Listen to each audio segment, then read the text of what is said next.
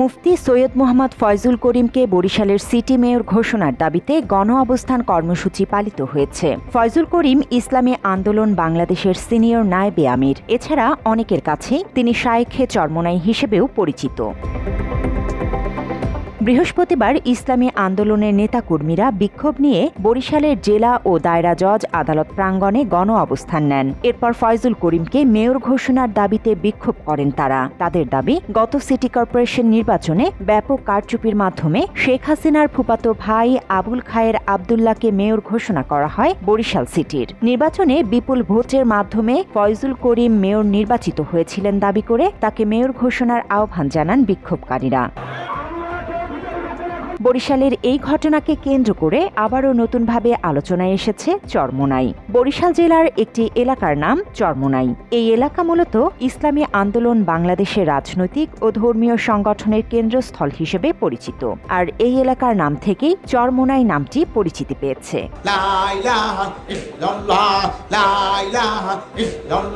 অন্যদিকে চরমোনাই পীর বলতে সাধারণত চরমোনাই দরবার শরীফের পীর বা অনেক ক্ষেত্রে আধ্যাত্মিক নেতাকে বোঝানো হয়। এটি একটি বংশানুক্রমিক পীর পরিবার। বর্তমান চরমোনাই পীর হলেন সৈয়দ মোহাম্মদ রেজাউল করিম। একজন ধর্মীয় নেতার বাইরেও ইসলামী আন্দোলন বাংলাদেশের আমিরও তিনি। রেজাউল করিমের ভাই মুফতি সৈয়দ মোহাম্মদ ফয়জুল করিম।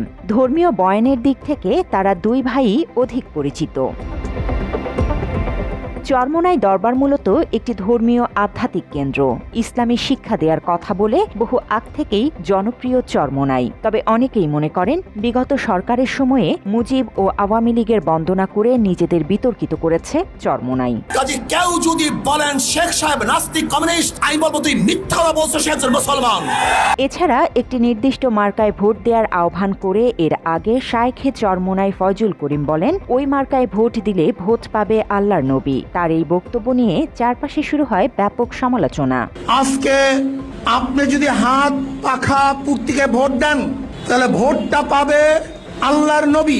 একই সঙ্গে চরমোনাইয়ের অন্য আরেকটি বক্তব্য নিয়েও রয়েছে ব্যাপক সমালোচনা। আওয়ামী লীগ এবং বিএনপি বাংলাদেশের বড় দুইটি রাজনৈতিক দল, তাহলে জনগণের কার পক্ষে যাওয়া উচিত? শেখ হাসিনার আমলে এমন একটি উদাহরণ দিতে যেয়ে ফয়জুল করিম তখন বলেন, আল্লাহর নবী বলেছেন হাসিনার পক্ষে কাজ করতে। যদিও উদাহরণ দিতে যেয়ে বাণীটি বলেছিলেন তিনি। তবে অনেকেই সমালোচনা করে বলেন, হাসিনার মন জয় করতেই কৌশলে এমন উদাহরণ টেনেছেন চরমোনাই। কি করব? আমরা শেখ হাসিনার পক্ষে যাব না খালেদা জিয়ার পক্ষে যাব?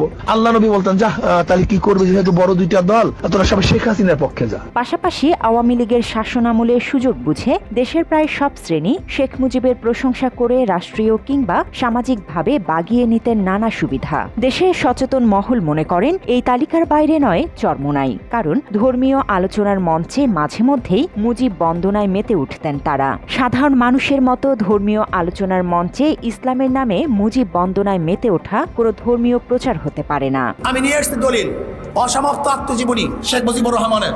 শেখ সাহেব কে ছিলেন, কি করেছেন, যারা তাকে নাস্তিক বানাবার পায়তার করে দিয়েছেন। আমি বলবো, তুমি নিজে নাস্তিক, কাজে তোমার চক্ষু দিয়ে অন্যকে নাস্তিক দেখো। শেখ মুজিবের নিজের লেখা বই অসমাপ্ত আত্মজীবনীর বরাত দিয়ে তার প্রশংসা করে চরমোনাই।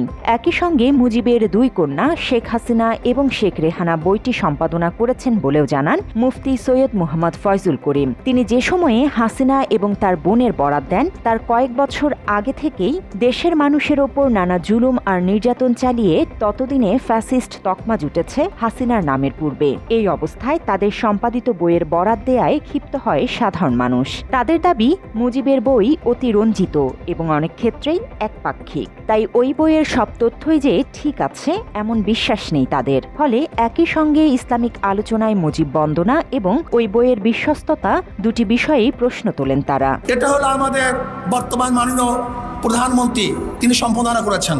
এই বই উদ্বোধন করার জন্য দুই বোন খুবই কেঁদেছিলেন।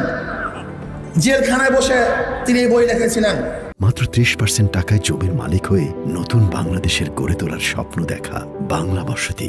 ইসলামিক পোশাকে চরমোনাইয়ের ওই আলোচনায় অংশ নেন হাজারো মুসলিম। স্বাভাবিকভাবেই তাই ইসলামিক বয়ান শোনাই অংশ নেয়াদের প্রধান চাহিদা হওয়ার কথা। তবে সেদিন ইসলামিক বয়ান বন্ধ রেখে শুধু মুজিবের অসমাপ্ত আত্মজীবনী নিয়েই আলোচনার ঘোষণা দেন মোহাম্মদ ফয়জুল করিম। আজকে বক্তৃতা করব না, আমি কিছু বই পড়ে শোনাবো, আজকে বক্তৃতা করব না।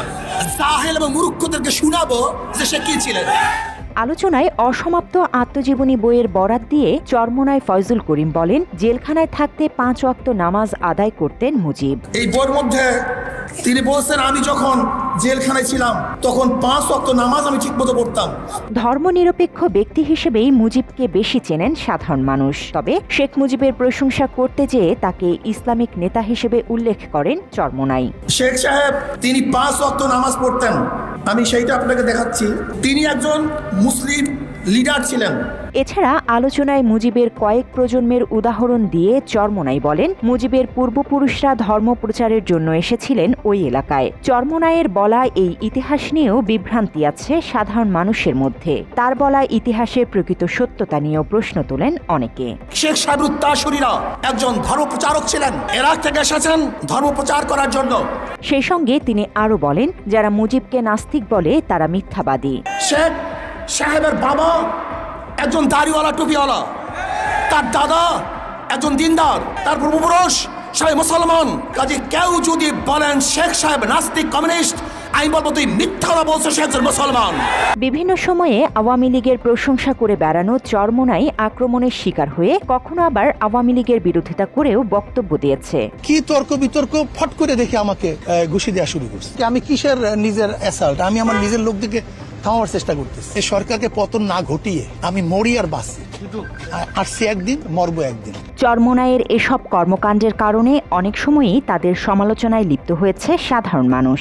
চরমোনাইয়ের লুবি বেশি, টাকা নগদে নিতে চায়। ওনাদের মাঠে বসে এমন বয়ান দেয়, বয়ানের চড়ে আপনি কাপড় চোপড় খুলে আপনি ওনাদেরকে দিয়ে দেবেন। চরমোনাইয়ের বিশ্বাস হুজুর যে ভাওতাবাজি শুরু করছে কয়দিন ধরে, বাপ দাদারা পীর ছিল, সেখান থেকে তারা খেলামত পেয়ে পীর হয়ে এসেছে। এই যে ভণ্ডামি, জাহেল, জ্ঞানের স্বল্পতা, আমাদের মধ্যে মূর্খতা অনেক বেশি। বিভিন্ন সময় চরমোনাইকে নিয়ে সমালোচনা করেছে দেশের আলেম সমাজও। চরমোনাই বিষয়ে ভেদে মারফত একটা বই আছে, এই ভেদে মারফতের কয় পৃষ্ঠা ওটা, ওই যে 24 পৃষ্ঠা লেখা আছে, বান্দা অসংখ্য গুনাহ করতে করতে আল্লাহ তাআলা তাকে মাফ করতে চায় না। পীর তখন আল্লাহর কাছে অনুনয় বিনয় করিয়া আবেদন করে, ওই অনুনয় বিনয়ের কারণে আল্লাহ তাআলা তখন তাকে মাফ করিয়ে দেন। তাহলে এখানে বললো পীর ছাড়া আল্লাহ মাফ করতে চায় না, একটা শয়তানের আসল কথা বলে ফেলছে, ওই বইতে লেখা আছে। তবে অতীতে শেখ হাসিনা আর মুজিবের বন্দনায় মেতে থাকলেও এখন দেশের পরিবর্তিত অবস্থায় অন্যান্য রাজনৈতিক দলগুলোর সঙ্গে কাজ করতে চায় চরমোনাই পীর ও ইসলামী আন্দোলনের আমির সৈয়দ মোহাম্মদ রেজাউল করিম। সব বিষয়গুলোই জিস্ট আলোচনাটা আপনাদের সামনে আমাদের সম্মানিত বিএনপি মহাসচিব তিনি উপস্থাপন করেছেন, সেটাই আমাদেরও একই কথা। এই অবস্থায় বরিশালের মেয়র হিসেবে চরমোনাইকে নিয়ে বিক্ষোভের মাঝেই সাধারণ মানুষ বলছে, নতুন করে আর কাউকে দেশে অস্থিতিশীলতা বাড়ানোর সুযোগ দেয়া হবে না। একইভাবে চরমোনাইয়ের সুবিধাবাদী ও দ্বিমুখী আচরণ নিয়েও প্রশ্ন তুলছেন তারা। Desk report, Bangla addition.